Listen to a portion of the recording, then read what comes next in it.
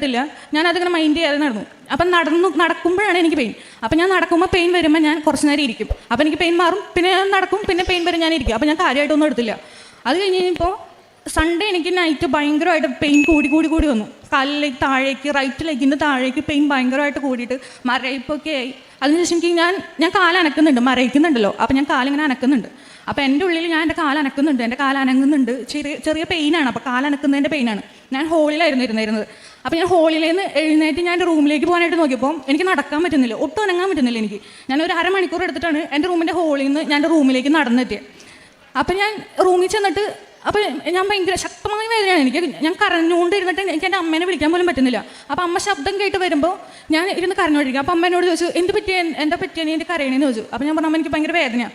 അപ്പോൾ ഞാനിങ്ങനെ കുറച്ച് ദിവസമായി പറയുന്ന വേദനയുണ്ട്. അപ്പം അമ്മ അത് കാര്യമായിട്ട് എടുത്തില്ല.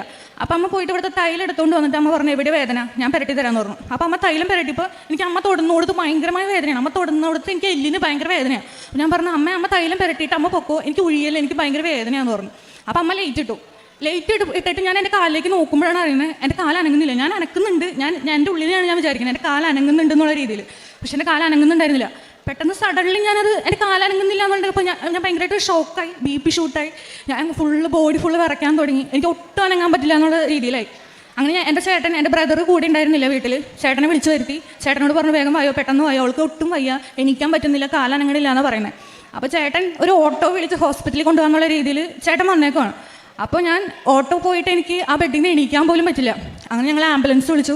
വീട്ടിൽ നിന്ന് തന്നെ സ്ട്രെച്ചറിൽ ചാലക്കുടി താലൂക്ക് ആശുപത്രിയിൽ കൊണ്ടുപോയി. അവിടെ ചെന്നപ്പോൾ ഡോക്ടർ പറഞ്ഞു, ഓരോ നിമിഷവും വിലപ്പെട്ടതാണ്, നമുക്ക് എന്താ പറ്റിയേക്കണെന്ന് അറിയില്ല. വലത് കാലിന് ഒട്ടും ചലനമില്ല, സെൻസേഷൻ ഉണ്ട്, പക്ഷെ മൂവ്മെൻറ്റ് ഒട്ടുമില്ല.